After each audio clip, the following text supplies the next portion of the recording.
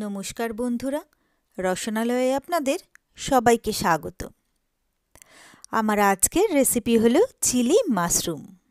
আর এই chilli mushroom কিন্তু আমরা বাড়িতে বানিয়ে ফেলবো ভীষণ সহজে, খুব চটপট, একেবারে রেস্টুরেন্ট স্টাইলে।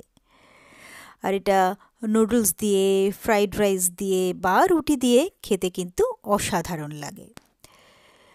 তো এই চিলি মাশরুম বানানোর জন্য প্রথমেই আমি নিয়ে নিয়েছি প্রায় 400 গ্রাম মতো মাশরুম। আমি এখানে বাটন মাশরুম নিয়ে নিয়েছি। এরপরে মাশরুমগুলোকে আমি মাঝখান থেকে 2 টুকরো করে কেটে নিচ্ছি। তো সবকটা মাশরুম আমি মাঝখান থেকে 2 টুকরো করে এইভাবে কেটে নেব।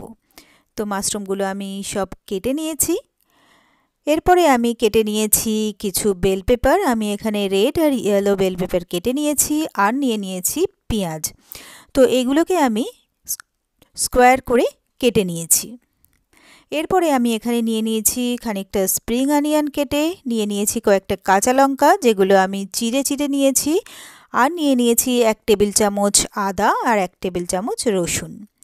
এরপরে আমি একটা বোল নিয়ে নিয়েছি। বোলের মধ্যে আমি প্রথমে নিয়ে নিলাম হাফ কাপ ময়দা, নিয়ে নিলাম 3/4 কাপ কর্নফ্লাওয়ার। এরপরে আমি এখানে দিয়ে দিচ্ছি স্বাদ মতো নুন, দিয়ে দিচ্ছি হাফ চা চামচ ব্ল্যাক পেপার পাউডার, দিয়ে দিচ্ছি কম হাফ চা চামচ লাল লঙ্কার গুঁড়ো, আর দিয়ে দিলাম হাফ চা চামচ আদা আর রসুনের পেস্ট। এরপরে অল্প অল্প করে জল দিয়ে আমি এই সবটাকে ভালোভাবে গুলে নেব। এটা একটা আমি ব্যাটার তৈরি করব, তবে অল্প অল্প করে জল দিয়ে গুলবো, আর এটা খেয়াল রাখতে হবে যাতে এতে কোনো লাম্পস তৈরি না হয়। তো আমি কিন্তু সুন্দরভাবে ব্যাটারটাকে গুলে নিয়েছি। এরপরে যে মাশরুমগুলো আমি কেটে রেখেছিলাম সেই মাশরুমগুলো এর মধ্যে দিয়ে দিচ্ছি। তারপরে মাশরুমগুলোকে ভালো করে ব্যাটারে আমি মিক্স করে নেব। এরপরে আমি গ্যাসে বসিয়ে দিয়েছি একটা প্যানে দিয়ে দিচ্ছি বেশ খানিকটা তেল। তো তেলটা গরম হয়ে গেলে আমি ব্যাটার লাগানো মাশরুমগুলো একটা একটা করে স্পুনে করে তুলে তেলের মধ্যে দিয়ে দিচ্ছি। এবারে এগুলোকে আমি ভালোভাবে ফ্রাই করে নেব। তো মাশরুমগুলোকে আমি উল্টে পাল্টে 4-5টা ভালো করে ফ্রাই করে নিচ্ছি।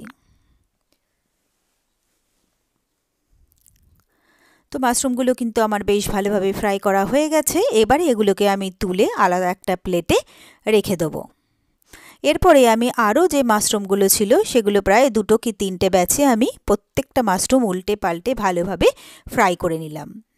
তো সব মাশরুম কিন্তু আমার ফ্রাই করা হয়ে গেছে। এবারে একটা প্যান আমি নিয়ে নিচ্ছি, তাতে আমি দিয়ে দিচ্ছি অল্প করে তেল। তেলটা গরম হয়ে গেলে এরপরে আমি দিয়ে দিচ্ছি আদা কুচি, রসুন কুচি, আর দিয়ে দিচ্ছি চেরা কাঁচা লঙ্কাগুলো। তো এরপরে আমি এটাকে একটুক্ষণ ফ্রাই করে নেব।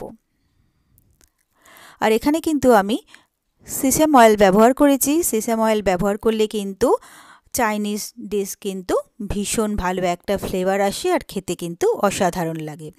তো এইগুলোকে ফ্রাই করা হয়ে গেলে এবারে আমি দিয়ে দিলাম খানিকটা স্প্রিং অনিয়ন। সব স্প্রিং অনিয়ন আমি এখানে দিলাম না, কিছুটা পরিমাণে দিলাম। এরপরে আমি এটাকে কিছুক্ষণ ফ্রাই করে নিচ্ছি। তো কিছুটা ফ্রাই করার পরে আমি যে বেল পেপার আর পেঁয়াজগুলো কেটে রেখেছিলাম সেইগুলো আমি এর মধ্যে দিয়ে দিলাম। এবার এগুলোকেও আমি একটুক্ষণ ফ্রাই করে নেব। তবে চাইনিজ ডিশে কিন্তু খুব বেশি ফ্রাই করার প্রয়োজন পড়ে না। তো প্রায় 1-1.5 মিনিট নাড়াচাড়া করে এগুলোকে আমি ফ্রাই করে নিচ্ছি। এরপরে আমি এর মধ্যে দিয়ে দিচ্ছি টমেটো কেচাপ। এখানে আমি দিয়ে দিলাম 3 টেবিল চামচ টমেটো কেচাপ। দিয়ে দিচ্ছি এরপরে চিলি সস। আমি এখানে প্রায় 2 টেবিল চামচ চিলি সস দিলাম। এরপরে আমি দিয়ে দিচ্ছি 1 টেবিল চামচ ডার্ক সয়া সস, আর দিয়ে দিলাম 2 চা চামচ ভিনিগার। এরপরে আমি দিয়ে দিচ্ছি এখানে বেশি হাফ টেবিল চামচ ব্ল্যাক পেপার পাউডার, দিয়ে দিলাম স্বাদ মতো নুন। তবে নুনটা কিন্তু খুব ভালোভাবে বুঝে দিতে হবে, যেহেতু সয়া সস বা কেচাপের মধ্যেও নুন থাকে, সেই জন্য নুনটাকে কিন্তু বুঝে দিতে হবে। এরপরে সবটাকে ভালোভাবে মিশিয়ে নিয়ে আমি একটু নাড়াচাড়া করে নিলাম। এরপরে আমি হাফ কাপ জলের মধ্যে কম কম 1 চামচ কর্নফ্লাওয়ার মিশিয়ে রেখেছিলাম, সেটাকে ভালোভাবে গুলে নিয়েছিলাম, সেই জলটা আমি এর মধ্যে দিয়ে দিলাম। এবারে এটাকে একটুক্ষণ নাড়াচাড়া করে মিশিয়ে নিলাম। তারপরে 30 থেকে 40 সেকেন্ড আমি এটাকে একটু ফুটতে দিলাম। এটা ফুটে উঠলে আমি যে মাশরুমগুলো ফ্রাই করে রেখেছিলাম সেই মাশরুমগুলো আমি সব কটা এর মধ্যে দিয়ে দিলাম। এরপরে ভালোভাবে এটাকে নাড়াচাড়া করে আমি মিশিয়ে নিলাম। এরপরে এটাকে একটুক্ষণ নাড়াচাড়া করে আমি রান্না করে নেব। খুব বেশি সময় কিন্তু এটা লাগে না, ভীষণ কম সময়ের মধ্যে কিন্তু চিলি মাশরুম আমাদের রেডি হয়ে যায়। তো এটাকে এরপরে আমি দিয়ে দিলাম একটুখানি স্প্রিং অনিয়ন। তো স্প্রিং অনিয়নটা দিয়েও ভালোভাবে মিশিয়ে নিচ্ছি। তারপরে জাস্ট একটু টস করার মতো নাড়াচাড়া করে নিলেই কিন্তু আমার চিলি মাশরুম একেবারে রেডি হয়ে যাবে। তো দেখুন, দেখতেও কিন্তু অসাধারণ লাগছে। তো চিলি মাশরুম কিন্তু আমার একদম রেডি। এবারে আমি গ্যাসটাকে অফ করে দিলাম।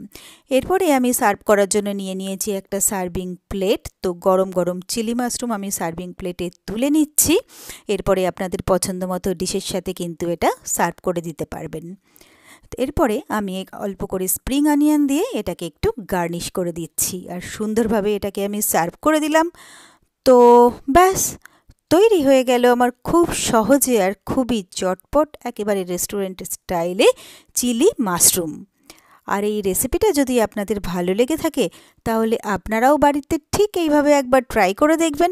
আশা করি আপনাদেরও ভীষণ ভীষণ ভালো লাগবে, আর ছোট থেকে বড় সবাই কিন্তু ভীষণ মজা করে খেয়ে নেবে।